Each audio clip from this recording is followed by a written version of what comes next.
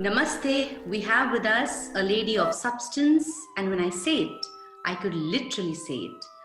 A qualified science teacher with a master's degree in education and PGCE in science. She is a dancer having trained in Bharatanatyam in Malaysia at the Temple of Fine Arts and continued it in London under Prakash Yadagutte at the Bhavan. Her dual training in Bharatanatyam and science puts her in a unique position and is highly respected within the UK's dance and scientific communities. With profiles as director for over 2 decades, artist in residence for Meaningful Spaces, performer, choreographer, and an educator, one wonders, is there something she hasn't forged working at the confluence of dance, culture, and science? Our distinguished guest today is Subathra Subramaniam, Artistic Director and Joint CEO of Academy. Welcome, Subha. Hi, lovely to meet you. Namaste. Thank you for being part of International Women's Day celebrations 2021 by Annapurna Indian Dance. With such a spanning career, it's quite restricting when we can only touch upon very few aspects of your elusive life, Subha.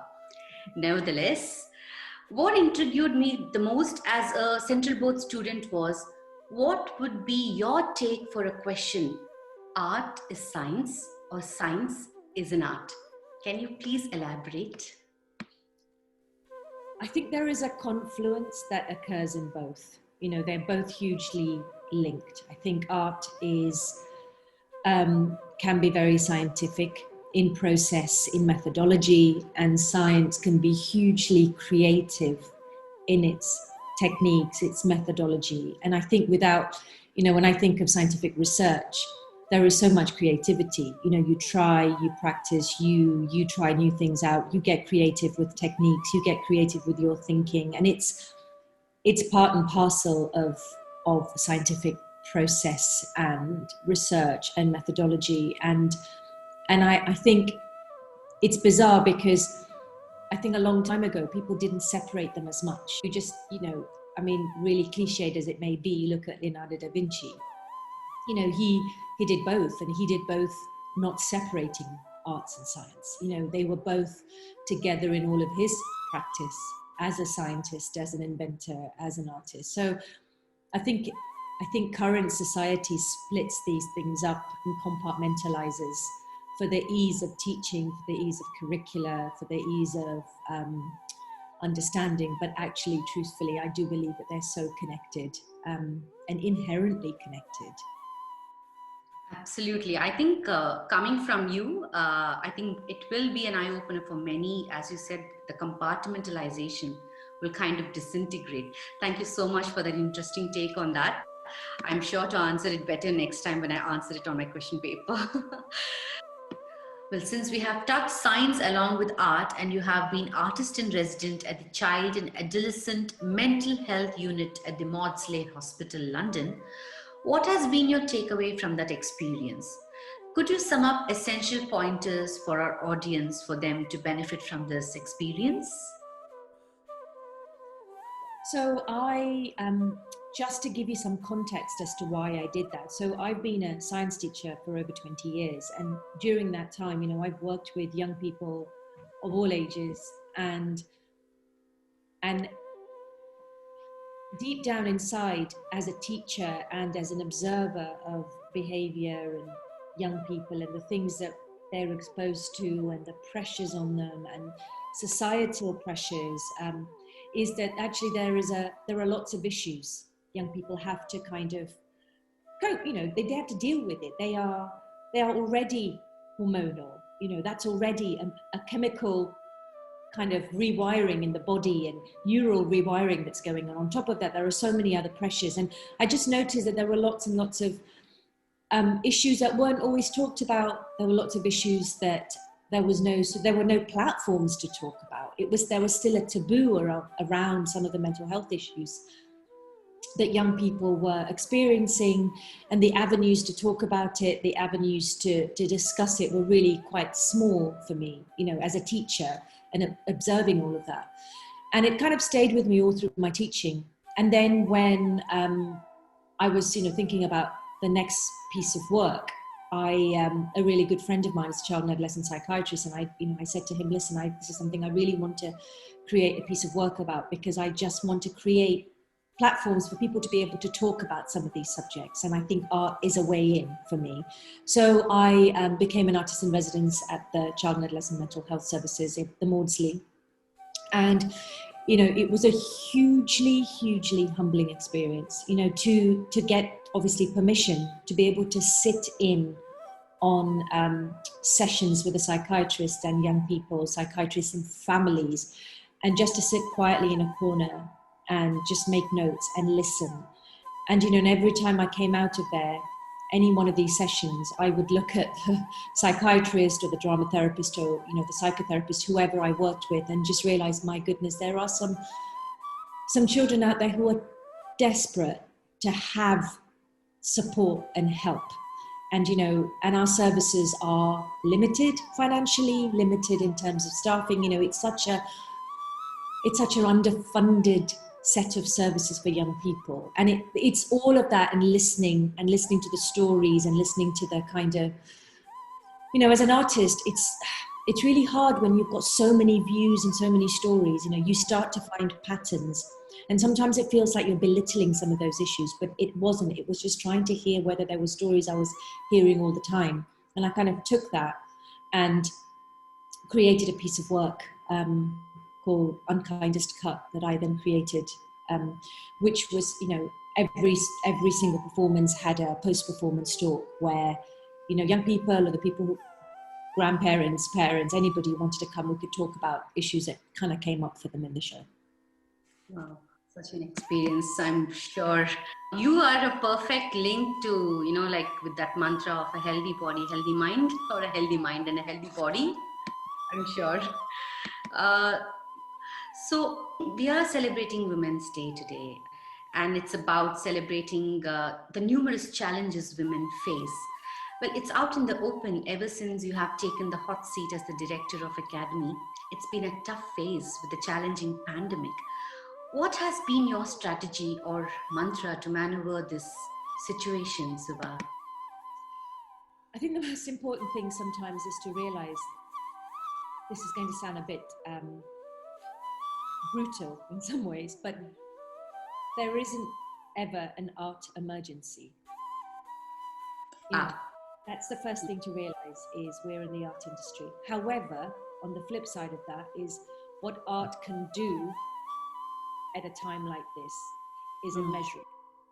What impact art can have on people's well-being, especially dance, on well-being, on mental and physical well-being, and the most important thing for me was to maintain a sense of being connected. Connectedness was at the heart of everything, with whatever, we've been trying to do at Academy as a team. So, whether it's keeping artists connected, whether it's keeping the participants we work with connected in some way with us, that we can still provide some of that well-being, physical and mental well-being that, we've been doing as an organization for 30 odd years. We take work into hospitals, into care homes, into elderly settings, into special needs schools. Now, all of those people don't stop needing all of the things that we were doing, pandemic or no pandemic, and we can't stop providing, and we can't stop thinking about them. So therefore, I think the only way to survive for us was, constantly thinking, okay, are we able to still employ our artists? Because they rely on their art form to put food on their table, to kind of continue to function as human beings in our society. And then, these participants, the older people, they're in care homes, but is there any way we can still connect with them? Are we still making sure that we can't take work into the hospitals? Could we provide some way of providing videos, bespoke work? We work in about 3 different special needs schools. And one of the biggest things we've noticed from the pandemic is disadvantaged young people are really, really struggling as a result of the pandemic. So we cannot forget them. So how can we continue to provide work for them? Is it bespoke videos for just very small groups of children?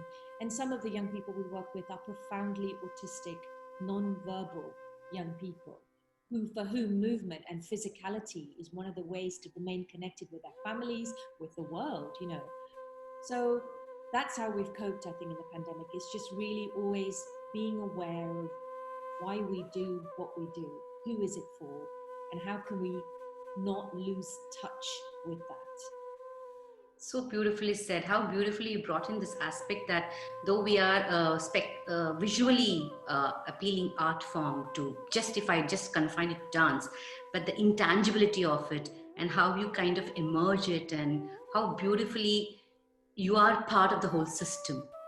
Yeah, it's so beautifully said and so beautifully summated, Subha. Thank you for that. Do you think you have something interesting in terms of life skills that you consider worthy sharing with your audience owing to your this strategic management that you've applied during this pandemic? Any life skills that can come to your mind? I think in the current climate, it's resilience and hope. Again, sounds cliched, but also for me, we can't do what we do if we didn't have a sense of curiosity. However, whatever, whenever, there is a sense of curiosity to constantly find, explore, imagine new things, new ways of working, new connections, new ideas. And it's not always necessarily about being new, about being curious about the world. We live in a world at the moment where, climate change is a massive issue. If there wasn't any curiosity about what is going to happen to our planet in 30 years, then we won't do anything about it. So I think for me, curiosity about the world we live in is incredibly important at the moment. And that, I think, sparks a whole way of thinking and existing, which I think is really important, especially currently. So you're asking all of us to get back to the real child in you, being really curious and being really, really zestful of life. Wonderful. So on that note, it's been a very stressful environment we are all living in. Resilience is one, you said, of course. What are your stress busters apart from being curious and creative? I run. I exercise in any way whatsoever, and I absolutely buy into the fact that getting out there, getting fresh air, whatever the weather, is just so important for our not just physical but mental well-being. And care, embedding care in what we do. I think the world needs it, we need it, we all need it, the people around us need it. And I think that notion that, I have to keep reminding myself, we all do when we get really, when work and the physicalities and the practicalities of work takes over, sometimes that's the thing that gets forgotten. But embedding care in what we do and embedding a notion of caring about the people around you. And again, that notion of compassion is something else that I think is hugely important. So I think the way to remain grounded for me in amongst all the craziness and the manic nature of, trying to run an organization in the middle of a pandemic and, kind of coping with day-to-day practicalities and all of that is just to keep grounding myself. So I get out, I run a lot, I say a lot, I try and run a lot, I exercise, and I like cooking different things. But it's underneath all of that is just remembering to embed care and having that sense of compassion, because I think sometimes I'm always acutely aware that sometimes gets lost and I forget. So yeah. Oh, wonderful. So I'm sure we can come up with a coffee table book with such a motivating tidbit from you, Subha. So on that note, of your life being such an inspiration, do you think there is really such ado necessary to celebrate International Women's Day? If yes, what is it that we actually should be celebrating about you, Subha? Oh, I don't know about that. I don't know. If all I say is, I think,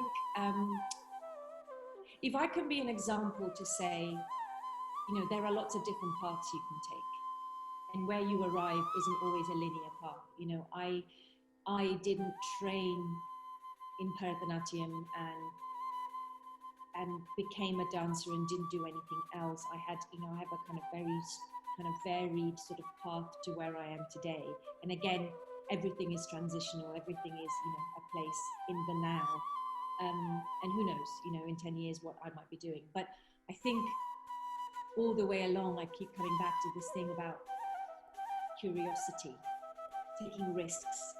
That's the thing I've done. I remember I was teaching full time in a secondary school, and then I decided that I was leaving to go and dance.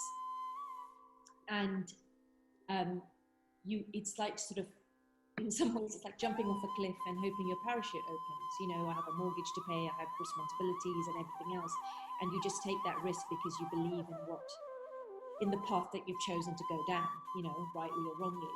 And I think that's the thing that I would say to anyone. I said to anyone, kind of going down any kind of path or career path in the arts or in anything really, is just an element of risk is important, number one. And number two, just follow your curiosity sometimes, because it might take you to some really interesting places, and those interesting places might not be the places you wanted to go to. I found myself going to the Arctic in 2003. I was born and brought up in Malaysia, where it's 32 degrees every day, and then I suddenly was in the Arctic where I was freezing, and it was just, but it changed my life and my perception of the world and issues around climate change. So yeah, just be curious, take risks, and sometimes just kind of go with it. Wow, so much to assimilate, Subha. And I'm sure to come with a coffee table book for you. If that is going to happen, what would you like your book to be titled as, Subha? Connectedness, being connected, something about No. being connected to lots of different people and things and opportunities. Wow, that's a winner. Being connected is so superb. I think it's beautiful. Subha, thank you so much. I think that's all from my side. Thank you for giving us this time and your wonderful self.